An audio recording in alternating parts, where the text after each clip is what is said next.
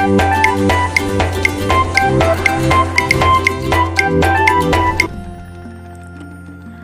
Swastiastu. Bagaimana kabar kalian hari ini? Semoga selalu sehat ya. Semoga pula masih semangat belajar untuk hari ini. Kita kembali belajar dengan tema baru anak-anak, yaitu tema berapa, ada yang tahu? Nah, sekarang kita akan belajar kembali bersama dengan Miss Intan, yaitu kita belajar tema 2. Tema 2 yaitu menyayangi hewan dan tumbuhan.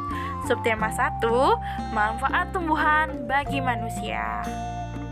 Tetap semangat ya mendengarkan penjelasan dari Miss Intan. Yang pertama, ada yang tahu ini gambar apa ya kira-kira anak-anak? Wah, jawaban kalian pasti beragam. Benar sekali, ini adalah salah satu contoh gambar. Ada sayuran, ada buah, ada masih banyak lagi ya. Bisa disebutkan satu-satu sayuran dan buah-buahannya. Indonesia memiliki berbagai jenis tumbuhan. Ada berbagai jenis sayuran, buah, tanaman obat, dan tanaman hias. Tanaman hias terdiri dari berbagai jenis tanaman berbunga maupun tanaman tidak berbunga. Tanaman hias dimanfaatkan untuk menghias taman-taman, rumah, kantor, dan tempat umum. Tuhan menciptakan beragam jenis tumbuhan. Tumbuhan bermanfaat bagi kehidupan manusia dan hewan. Manfaat tumbuhan diantaranya sebagai sumber makanan, bahan baku industri, peralatan rumah tangga, bahan pakaian, pewarna alami, dan kesehatan. Tuhan menciptakan banyak tumbuhan. Kita harus bersyukur anugerah yang diberikan Tuhan. Semuanya dapat dimanfaatkan untuk kebutuhan manusia. Tumbuhan yang semua bagiannya dapat dimanfaatkan adalah, ada yang tahu? Nah, untuk menjawab pertanyaan itu, mari kita simak selanjutnya. Nah, ini ada gambar apa ya, anak-anak?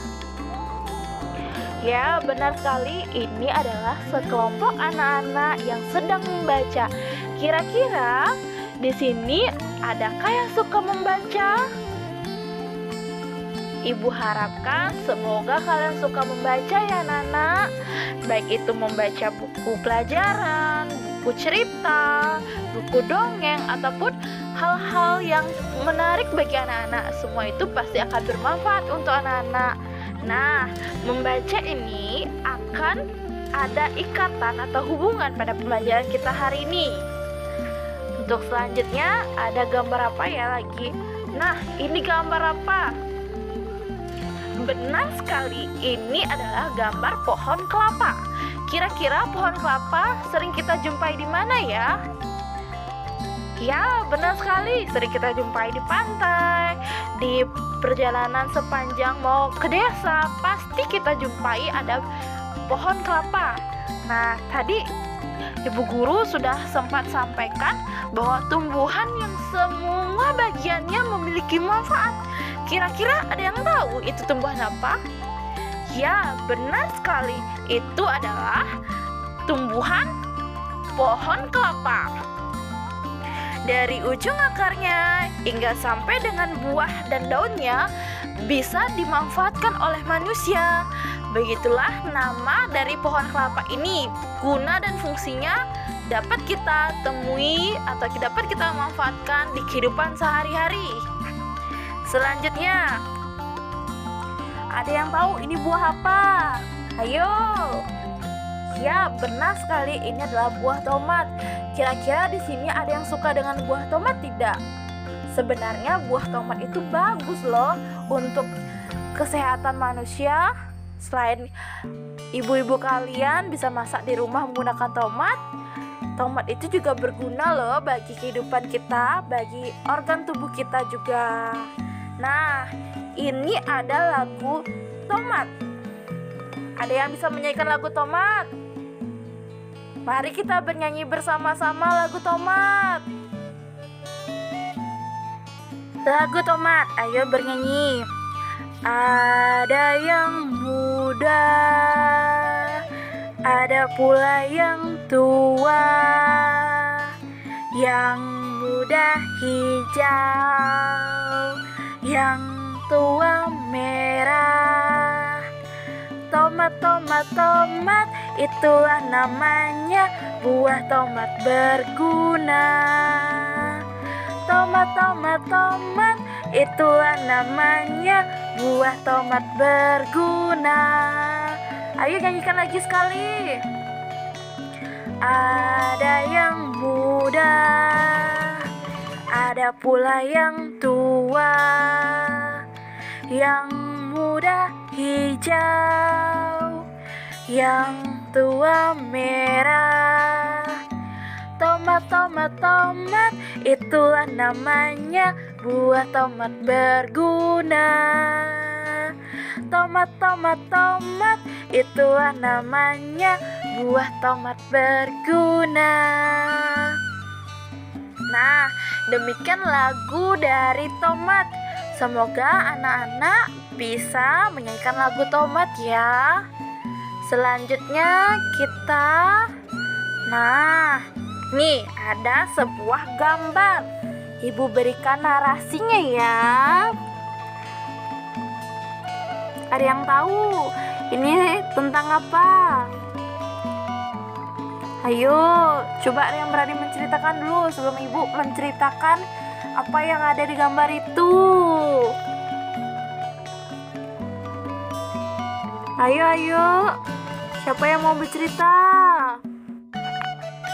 Ya, benar sekali. Ini adalah seorang anak yang bernama Dayu. Ia sedang menyapu halaman. Lalu ia mengambil beberapa helai daun kering.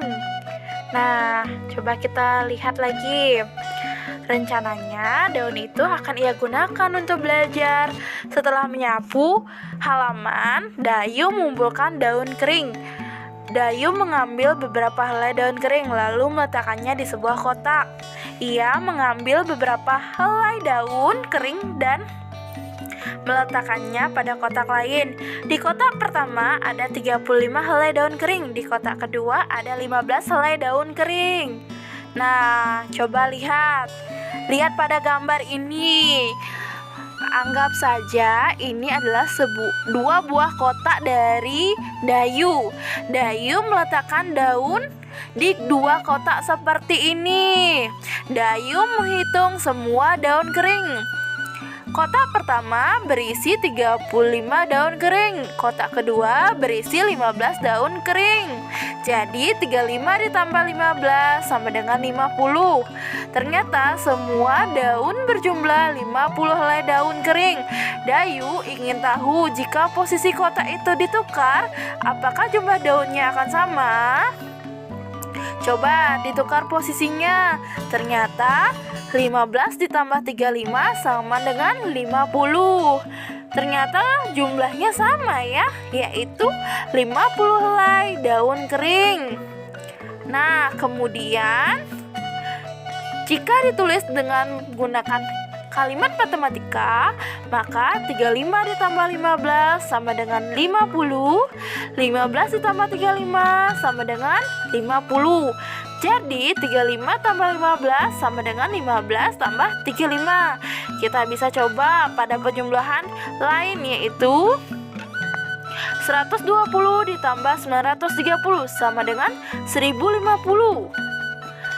Atau 930 ditambah 120 sama dengan 1050. Jadi 120 ditambah 130 sama dengan 930 ditambah 120. Nah, coba kalian kerjakan soal berikut sesuai dengan contoh yang telah ibu berikan. Selanjutnya, Dayu mengunjungi pamannya seorang petani kelapa ya, pamannya Dayu. Dayu melihat panen kelapa di kebun pamannya. Terdapat banyak mobil truk yang akan mengangkut buah kelapa ke kota. Seorang pekerja menghitung buah kelapa di truk pertama sebanyak 425 butir. Di truk kedua ada 590 butir buah kelapa. Nah, coba kalian lihat nih. Anggap saja gambar tersebut adalah dua buah truk yang akan mengangkut buah kelapa ke kota. Truk pertama berisi 425 butir buah kelapa. Truk yang kedua berisi 592 butir buah kelapa. Jadi 425 ditambah 590 sama dengan 1015. Jika posisi gambar truk diubah seperti ini, maka 590 ditambah 425 sama dengan 1015. Ternyata jumlah buah kelapa tetap sama meskipun posisinya kita ubah, yaitu 425 ditambah 590 sama dengan 590 ditambah 425. Semoga anak-anak masih mengingat ya penjumlahan kita atau materi penjumlahan kita pada tema 1, subtema 1. Semoga anak-anak sering berlatih ya di rumah agar bisa memahami materi sekarang pada tema 2, subtema 1. Selanjutnya yaitu contoh soal. Dayu mengumpulkan biji kacang merah sebanyak 500 butir. Biji kacang merah ia letakkan pada kotak berwarna hijau. Siti mengumpulkan biji kacang merah sebanyak 610 butir. Ia meletakkannya pada kantong plastik. Berapakah jumlah kacang merah Dayu dan Siti? 500 ditambah 610 sama dengan 1110. Jumlah kacang merah Dayu dan Siti jadinya 1110 butir. Nah, jika tempat menyimpan kacang merah Dayu diletakkan pada plastik, kacang merah Siti diletakkan pada kotak berwarna hijau. Berapakah jumlah kacang merah Dayu dan Siti? 610 ditambah 500 sama dengan 1110. Jadinya jumlah kacang merah Dayu dan Siti tetap yaitu 1110 butir. Atau bisa ditulis dengan kalimat matematika, 610 ditambah 500 sama dengan 500 ditambah 610. Nah, selanjutnya kita akan membaca sebuah dongeng yang berjudul Pengembara dan Sebuah Pohon. Dua orang pengembara berjalan di sepanjang jalan yang berdebu dan tandus. Di hari yang sangat panas itu, tidak lama kemudian mereka menemukan sebuah pohon besar. Dengan gembira keduanya lalu berteduh dari teriknya sinar matahari di bawah naungan daun-daun pohon besar yang lebat. Saat beristirahat, mereka melihat ke atas pohon.